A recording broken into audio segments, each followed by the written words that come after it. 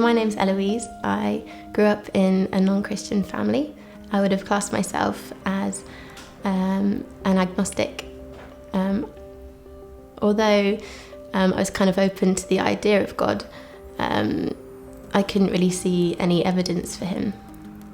That all changed when I was in my second year of uni and I caught mumps. It's the most ill I can ever remember being in my entire life. And it sounds a bit ridiculous to say now because I don't think people tend to die from mumps these days. But one night when my fever was really bad and I felt really poorly, I actually thought that I might not wake up the next day.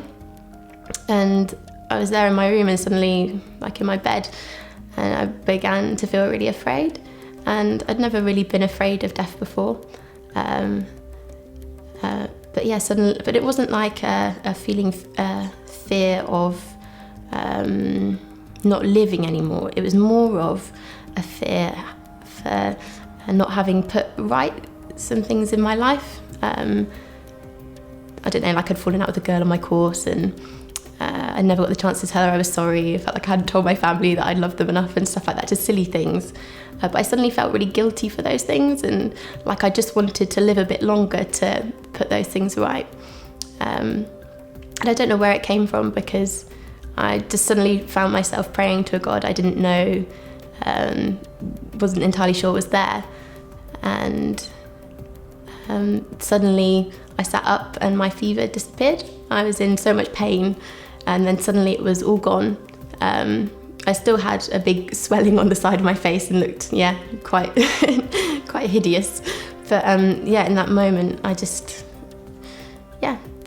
the fever left me, the pain left me, and I was able to get up, having been sort of shaking when your bones ache and your skin is all tingly and horrible. Able to get up and move around, go and get a drink of water. And after that, I kind of, I was just convinced that how could there not be a God? That was too much of a crazy kind of coincidence. So a couple of years after that experience, a friend invited me to church and just really developed and grown in my faith, and I had some amazing experiences with God. And somewhere along that line, I just decided this is really what I want to do with my life. And it doesn't necessarily mean that life's always easier or better, but it's great knowing that I've got God there to turn to and journey through all the kind of future challenges that I've got to face. I want to get baptised because I want to share what's been quite a private journey of faith with people that I care about, people in my life. Also because it's biblical, Jesus did it, and it's a personal sign for me to God that, I'm serious about doing this. My name's Paul. Essentially, my upbringing was non-religious. As far as I can recall, I haven't been to, before I came to Woody's, I haven't been to church since I was probably about 10, when you go to school carol concerts.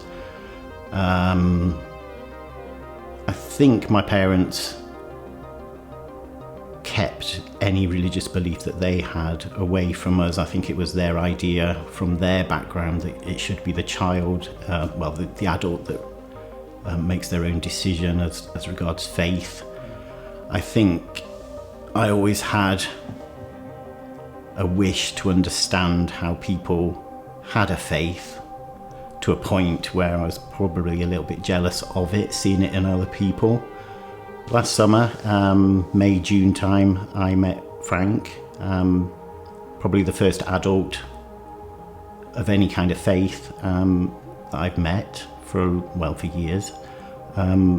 We got talking at the gym and he talked about Woody's and invited me to come along.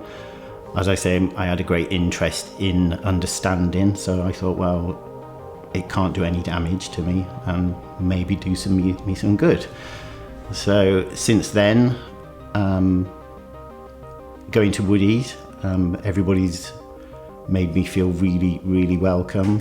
And for that, I'd like to thank everybody now. I won't name names, but you all know who you are, who's met me and who hasn't, but it feels like a family, it feels a welcoming place, and the journey that I've been on since then has been astounding in its impact on my life. I've experienced great prophetic dreams constantly for months now. I've attended the prophetic clinic, which only served to reinforce that I am on the right path. The messages that came through from Pam and the others, again, one simultaneously describing a dream that I'd had, which really shocked me. I think getting baptised today, as well as the significance of the day itself, for me and for probably the vast congregation here, I think simply it's been a confluence of many timelines that have brought me to this point. I think I'm ready.